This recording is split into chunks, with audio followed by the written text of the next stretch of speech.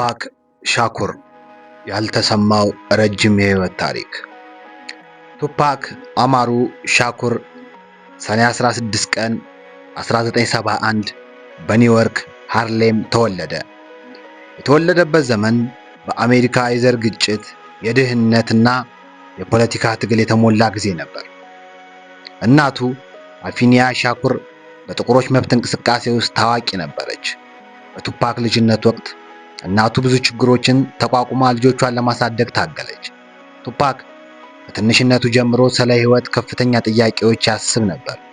እናቱ መጽሐፍ እንዲያነብ፣ ታሪክን እንዲያውቅ እና ራሱን እንዲገነባ አስተማረችው። ብዙ ሰዎች ቱፓክን እንደ ራፐር ብቻ ያውቁታል፣ ነገር ግን ከዚያ በፊት ግጥም የሚጽፍ ልጅ ነበረ። በትምህርት ቤት የቲያትር ስራዎችን ይሳተፍ ነበር። የሰውን ስሜት በቃላት ለመግለጽ ያለው ችሎታ በዚያን ጊዜም ታይቶ ነበር። በባልቲሞር የሚገኘው ባልቲሞር ስኩል ፎር ዘ አርትስ በመማር የትወና የግጥምና የሙዚቃ ችሎታውን አዳበረ። ወደ ራፕ ዓለም መግባቱ። በመጀመሪያ ቱፓክ ትልቅ ኮከብ ለመሆን በፍጥነት አልደረሰም። ብዙ ጊዜ ተቃውሞና እንቅፋት ገጥሞታል። ከዲጂታል አንደርግራውንድ ጋር በመስራት የሙዚቃ ዓለም ታየ። በ1991 የመጀመሪያ አልበሙን አወጣ። የእሱ ልዩነት የነበረው ስለ ፓርቲ ብቻ አለመስፈኑ ነበር። ስለ ድህነት፣ የጎዳና ህይወት፣ የፖሊስ ግፍ፣ ፍቅር እና የሰው ህመም ይዘፍን ነበር። ቱፓክ በሁለት የተለያዩ ገጽታዎች ይታወቅ ነበር። የመጀመሪያው ለቤተሰቡና ለጓደኞቹ ልብ ያለው ስሜታዊ ሰው ነበር። ሁለተኛው በሙዚቃ ውስጥ ቁጣውንና የጎዳና ትግሉን ያሳይ ነበር። ይህ የተቃራኒ ባህሪ እሱን ለብዙ ሰዎች ልዩ አድርጎታል። ቱፓክ ሙዚቀኛ ብቻ አልነበረም፣ በፊልምም ታይቷል። ታዋቂ ፊልሞቹ ጆይስ፣ ፖኤቲክ ጀስቲስ፣ አቦቭ ዘ ሪም በፊልሞች ውስጥ የጎዳና ህይወትና የወጣቶችን ችግር በጥልቀት ያሳይ ነበር። 1990ዎቹ የራፕ ዓለም በኢስት ኮስት እና በዌስት ኮስት ግጭት ተከፍሎ ነበር። ቱፓክ ከዌስት ኮስት ጎን ተያይዞ ታየ። ከኒውዮርክ የራፕ ኮከቦች ጋር ግጭት ገጠመው። ይህ ግጭት በሙዚቃ ብቻ ሳይቆይ ወደ ግል ግጭት ተለወጠ። የቱፓክ የግል ህይወት በውጭ በኩል ጠንካራ ቢመስልም ቱፓክ በውስጣዊ ስሜታዊ አዛኝ ሰው ነበረ። እናቱን በጣም ይወድ ነበር። ዲር ማማ የተባለው ዘፈኑ ለእናቱ ያለውን ፍቅር ያሳያል። ስለ ሴቶች በተለያዩ ጊዜያት ተቃራኒ ሐሳቦች ተነስተውበታል። አንዳንድ ዘፈኖቹ ሴቶችን የሚያከብሩ ሲሆኑ፣ ሌሎቹ ደግሞ ትችት አስነስተዋል። ቱፓክ ከሞተ በኋላም ታዋቂነቱ አልቀነሰም። ብዙ ወጣት ሙዚቀኞች እሱን እንደ ተመሳሳይ ይጠቅሱታል። የእሱ ቃል፣ ሙዚቃና ሐሳብ ዛሬም በዓለም ዙሪያ ይደመጣል። ሁኔታ ማንነትን አይወስንም። ከችግር ወጥተህ ታላቅ ነገር መስራት ትችላለህ የሚለው የቱፓክ ትልቅ ትምህርት ነው። ቱፓክ በ25 ዓመቱ ቢሞትም በራፕ ታሪክ ውስጥ እንደ አንዱ ታላቅ የሚታወስ ሰው ሆኖ ቀርቷል። የቱፓክ ሻኩር በውጭ በኩል ጠንካራ፣ ቁጡና የተጎዳና ሰው ቢመስልም በግል ህይወቱ ግን ፍቅርን፣ ታማኝነትን እና ቤተሰብን በጣም የሚያከብር ሰው ነበር። ብዙ ግንኙነቶቹ በዝናው፣ በሚዲያ እና በአወዛጋቢ ህይወቱ ምክንያት ብዙ ትኩረት ስበዋል። ማዶና ከቱፓክ በእድሜ ብትበልጥም ከ1990ዎቹ መጀመሪያ የፍቅር ግንኙነት ነበራቸው። ሁለቱ በኒውዮርክ የተገናኙ ሲሆኑ ቱፓክ በዚያን ጊዜ እየታወቀ የመጣ ወጣት ራፐር ነበር። ማዶና ደግሞ በዓለም የታወቀች የፖፕ ኮከብ ነበረች። ግንኙነታቸው ብዙ ጊዜ አልቆየም። ቱፓክ በኋላ ለማዶና የጻፈው ደብዳቤ በብዙ ሰዎች ተወያይቶበታል። በደብዳቤው ውስጥም ስለ ዘር፣ ስለ ማህበራዊ ግፊት እና ስለ ራሱ ስሜት ገልጾበታል። ኪዳዳ ጆንስ የመጨረሻው ፍቅሩ። ኪዳዳ ጆንስ ቱፓክ በህይወቱ መጨረሻ በጣም የቀረበላት ሴት ነበረች። ኪዳዳ የታዋቂው ሙዚቃ አዘጋጅ ኩዊንስ ጆንስ ልጅ ነበረች። ቱፓክ እና ኪዳዳ በ1995 አካባቢ ተገናኙ። መጀመሪያ ግንኙነታቸው ቀላል አልነበረም፣ ምክንያቱም ኪዳዳ ከቱፓክ ተቃዋሚ ከሆኑ የራፐር ዓለም ጋር ተያይዞ ነበረ። ነገር ግን በኋላ በጣም ተቀራረቡ። ቱፓክ ከሷ ጋር ለመጋባት እቅድ እንዳለው ተናግሯል። በሞተበት ሌሊት ኪዳዳ በሆቴል የተጠበቀችው እንደነበረም ተጠቅሷል። ቱፓክ እና ሴቶች። ቱፓክ ሴቶችን በሙዚቃ ውስጥ ብዙ ጊዜ ያነሳ ነበር። አንዳንድ ዘፈኖቹ ለሴቶች ክብር የሚሰጡ ሲሆኑ፣ አንዳንዶቹ ደግሞ ትችትን አስነስተውበታል።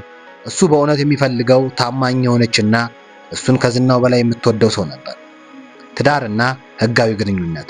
ቱፓክ በ1995 ከኪሻ ሞሪያስ ጋር ተጋባ። ይህ ጋብቻ ቱፓክ በእስር ላይ በነበረበት ጊዜ ተፈጸመ። በኋላ ግን ጋብቻውን ፈተው ተለያይተዋል። ቱፓክ በፍቅር የነበረው ችግር። ቱፓክ ብዙ ጊዜ የሚያስቸግረው ነገር ነበር።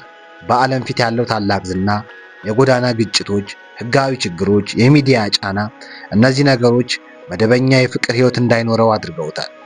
ቱፓክ ስለ ፍቅር የሚያስበው በቃላቱና በዘፈኖች ውስጥ የሚታየው ነገር መታመንን ይፈልግ ነበር። እውነተኛ ፍቅርን ያከብር ነበር። ቤተሰብ መመስረት ይፈልግ ነበር። ነገር ግን የነበረው የተጨናነቀ ህይወት ይህን እንዲያሳካ እድል አልሰጠውም። የቱፓክ ሻኩር የሀብት መጠንና ያለው ንብረት። ቱፓክ ሻኩር በህይወት ዘመን በጣም ታዋቂና ተወዳጅ ቢሆንም በሞተበት ጊዜ ያለው የግል ሀብት ከሰዎች እንደሚገምቱት እጅግ ትልቅ አልነበረም። በሞተበት ጊዜ የነበረው ሀብት ቱፓክ በ1996 ሲሞት የነበረው የግል ሀብት በግምት $1 ሚሊዮን አካባቢ እንደነበረ ብዙ የሀብት ግምቶች ይጠቀሳሉ። ይህ በዛሬ የሚኖሮች ደረጃ ትንሽ ቢመስልም በ25 ዓመቱ ብቻ ይህን ደረጃ መድረሱ ትልቅ ስኬት ነበር በጊዜው። የገቢ ምንጮቹ የሙዚቃ ሽያጭ። የቱፓክ ዋና የገቢ ምንጭ ሙዚቃ ነበረ። ኦል አይዝ ኦን ሚ፣ ኤሌፒስ ናው፣ ሚ አጌንስት ዘ ወርልድ፣ ኦል አይዝ ኦን ሚ፣ ዘ ዶን ኪሎሚኒቲ፣ ዘ 7 ዴይ ቲዮሪ። ከሞተ በኋላ አልበሞቹ በዓለም ዙሪያ በመሸጥ ብዙ ገቢ አስገኝተዋል። የፊልም ስራዎች። ቱፓክ ከሙዚቃ በተጨማሪ በፊልምም ተሳትፏል። በፊልሞቹም ከፍተኛ ክፍያ ማግኘት ጀምሮ ነበር። ለምሳሌ ጆይስ፣ ፖኤቲክ ጆስቲስ፣ ኤፖፍ ዘሪም። የልብስና የንግድ ሀሳቦች። ቱፓክ የራሱን የልብስ ስም ለመጀመር ሀሳብ ነበረው። እንዲሁም ከሙዚቃ ውጪ ሌሎች የንግድ እቅዶችም ነበሩት። ከሞተ በኋላ የተፈጠረው ሀብት። ቱፓክ ከሞተ በኋላ ሙዚቃው የበለጠ ተወዳጅ ሆነ። ከ75 ሚሊዮን በላይ አልበም ቅጂዎች በዓለም ላይ እንደተሸጡ ይገመታል። የሙዚቃ መብቶችና የምርት ስሙ ከዓመታት በኋላ ብዙ ሚሊዮኖችን አስገኝተዋል። የቱፓክ የርስት አስተዳደር ኢስቴት ከሞተ በኋላ በ100 ሚሊዮን ዶላር የሚገመት የንግድ እሴት እንዳለው ብዙ ጊዜ ተጠቅሷል። ለምን ብዙ ገንዘብ ሳይኖረው ሞተ? ምክንያቶቹ 1. ከፍተኛ የኑሮ ወጪ ነበረው። 2. ብዙ ገንዘብ ለቤተሰብና ለጓደኞቹ ያወጣ ነበር። 3. የንግድ እቅዶቹ ገና ሙሉ በሙሉ አልተሳኩም ነበር። በውልና በሙዚቃ መብት ጉዳዮች ላይም አስቸጋሪ ሁኔታዎች ነበሩ። የሚያስደንቀው ነገር ቱፓክ በህይወቱ የነበረው ሀብት ከ$1 ሚሊዮን አካባቢ ቢሆንም የስሙና የሙዚቃ ዋጋ ከሞተ በኋላ እጅግ ከፍ አለ። በአሁኑ ጊዜ ቱፓክ ከሙዚቃ ታሪክ ውስጥ ከፍተኛ የንግድ ዋጋ ያላቸው የሞቱ አርቲስቶች መካከል ይጠቀሳል። የቱፓክ ሻኩር ብዙዎች እንደሚያውቁት ታዋቂ ራፐር ብቻ አልነበረም። በውስጡ ብዙ የተደበቁ ህልሞች፣ ስሜቶችና የሚያታወቁ ገጽታዎች ነበሩት። 1. ቱፓክ ከመሆኑ በፊት ገጣሚ ነበረ። ብዙ ሰዎች እሱን በጥቃት የተሞላ ራፕ ከዘፈነ ሰው ብቻ ያውቁታል። ነገር ግን ከልጅነቱ ጀምሮ ግጥም ይጽፍ ነበር። በግጥሞች ውስጥም ፍቅርን፣ ህመምን፣ ድህነትን፣ ህልምን፣ የሰው ልጅ ተስፋ የሚሉ ርዕሶችን ያስነሳና ያወሳ ነበረ። በልጅነቱ ለመሆን የፈለገው ራፐር ብቻ አልነበረም። ቱፓክ ተዋናይ መሆንን በጣም ይፈልግ ነበር። በትምህርት ቤት የቲያትር ስራዎች ይሳተፍ ነበር። እሱ ራሱን እንደ አርቲስት ይመለከት ነበር። ሙዚቃና ትወና ለሱ መልእክት ማስተላለፊያም ነበሩ። እናቱ ትልቁ አርአያው ነበረች። ቱፓክ እናቱን አፌኒ ሻኩር በጣም ይወድ ነበር። እናቱ በችግር ውስጥ ብትሆንም ልጆቿን እንዲጠነክሩ አስተማረች። ዲር ማማ የተባለ ዘፈን የእናቱን ትግል ለማክበር የጻፈው ነው። ቱፓክ ብዙ ጊዜ ለደካሞች ይረዳ ነበር። በዝናው ጫፍ ላይ ሲደርስም የመጣበትን ቦታ አልረሳም። ብዙ ጊዜ ለችግረኛ ሰዎች ይረዳ ነበር። ከወጣቶች ጋር ይነጋገር ነበር። ስለ ማህበራዊ ችግሮችም በግልጽ ይናገር ነበር። ቱፓክ ስለሞተ ብዙ ጊዜ ያስብ ነበር። ይህ ብዙዎችን ያስገርማል። ቱፓክ ስለሞቱ ብዙ ጊዜ ያስብ ነበር። ይህ ብዙዎችን ያስገርማል። በብዙ ዘፈኖች ውስጥ ስለሞት፣ ህይወትና የሰው ዕጣ ፈንታ ይጠይቅ ነበር። ይህ ማለት ሞትን አስቀድሞ ያውቅ ነበር ማለት አይደለም። ነገር ግን ስለ ህይወት ጥልቅ ሐሳብ ነበረው። የመጨረሻ ዘመኑ ትልቅ የለውጥ ጊዜ ነበር። በ1996 ቱፓክ ብዙ ለውጦች እያሳለፈ ነበር። ትልቅ ዝና አግኝቶ ነበር። ሀብት እያገኘ ነበር። የራሱን የንግድ ሥራ ለመጀመር ያስብ ነበር። ቤተሰብ ለመመስረት ይፈልግ ነበር። ቱፓክ ራሱ እንደ ተልእኮ ያለው ሰው ያይ ነበር። እሱ ሙዚቃ ማድረግ ብቻ አይፈልግም። ለመናገር የማይችሉ ሰዎች ድምፅ ለመሆንም ይፈልግ ነበር። ከሞተ በኋላ የተገኙ የግል ጽሑፎቹ፣ ከሞተ በኋላ ብዙ የግል ግጥሞቹ፣ ደብዳቤዎቹና ሐሳቦቹ ታይተዋል።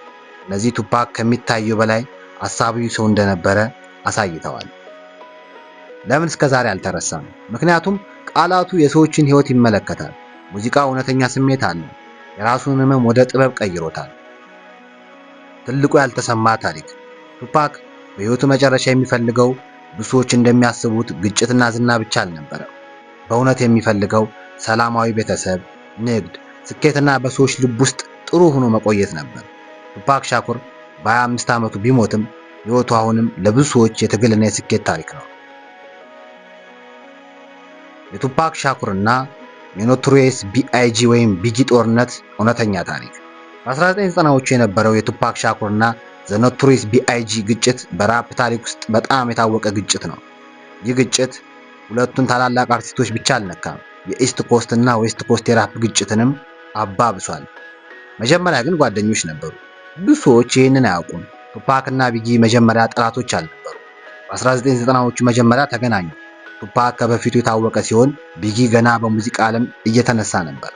ቱፓክ ቢጊን እንደ ታናሽ ወንድሙ የሚመለከተው ነበር፣ ምክር ይሰጠውና ይደግፈውም ነበር። ግጭቱን ያስጀመረው ምን ነበር? ቱፓክ በ1994 የተኩስ ጥቃት።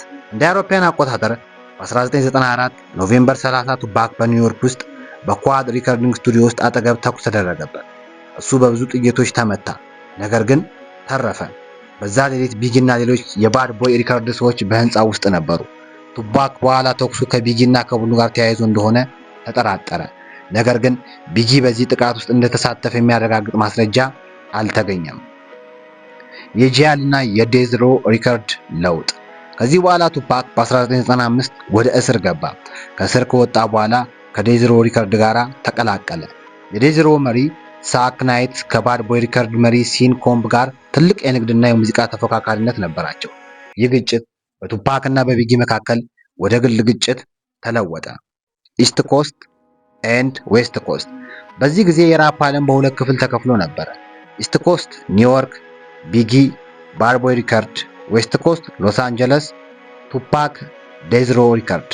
በእውነት ግን ግጭቱ ሙሉ በሙሉ የአካባቢ ግጭት ብቻ አልነበረም። የግል እምነት ማጣት፣ የንግድ ፍክክርና የሚዲያ ጫና ተቀላቅሎበት ነበረ። ቱፓክ የተናደደበት ዋናው ነገር፣ ቱፓክ በጣም ያስቆጣው ነገር የሚያስበው በችግር ጊዜ ጓደኛ አልደገፈኝም የሚል ስሜት ነበር። እሱ ቢጊና ቡድኑ ስለ ጥቃቱ እውቀት እንዳላቸው ይጠረጥር ነበር። ቢጊ ግን ሁል ጊዜ ይህንን ያስተባብላል። የዘፈን ጦርነቱ። ግጭቱ በዘፈኖች ውስጥ ተቀጠለ። ቱፓክ ሂት ኢም አፕ የተሰኘ ዘፈን አወጣ።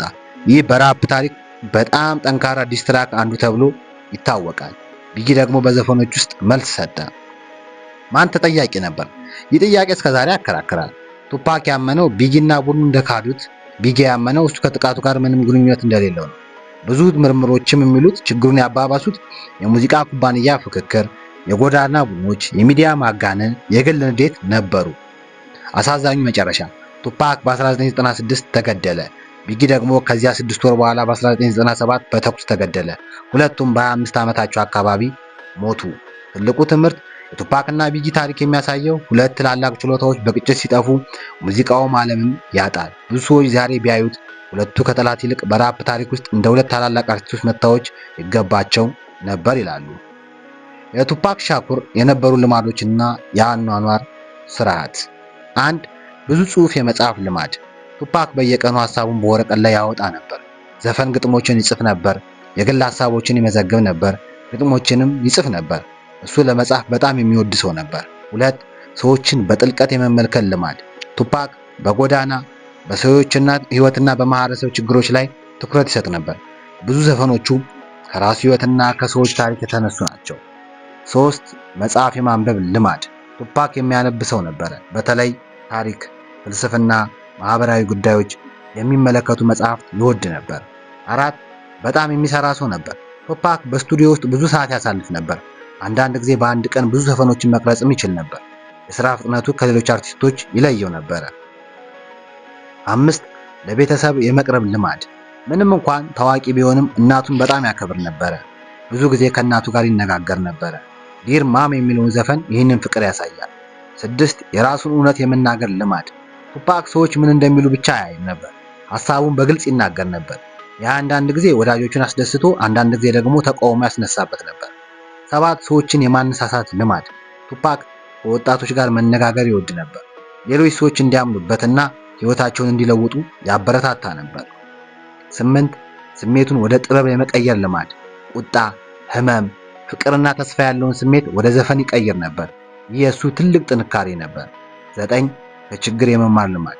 ቱፓክ ብዙ ፈተናዎችን አሳልፏል፣ ነገር ግን ችግሮቹን ወደ ታሪክና ጥበብ ይቀይራቸው ነበር። 10 ትልቅ ህልም የመያዝ ልማድ። ቱፓክ ራሱን እንደ ታዋቂ ራፐር ብቻ አያይም ነበር። የሚፈልገው ፊልም መስራት፣ ንግድ መጀመር፣ ህዝብ ተጽዕኖ ማሳደረ ነበር። የቱፓክ ልማድ ዋና ትምህርት ህመምን ወደ ጥንካሬ፣ ልማድን ወደ ጥበብ ቀይር። ቱፓክ ፍጹም ሰው አልነበረም፣ ነገር ግን ፈጠራ ችሎታው፣ የሥራ ትጋቱና የሐሳብ ጥልቀቱ እስከዛሬ እንዲታወስ አድርጎታል። የቱፓክ ሻኩር የህይወት ታሪክ ክፍል 1 ይህን ይመስላል። በክፍል 2 እንዴት እንደሞተና ሌሎች አስፈላጊ ጉዳዮችን እናወራለን። ስላዳመጣችሁኝ አመሰግናለሁ።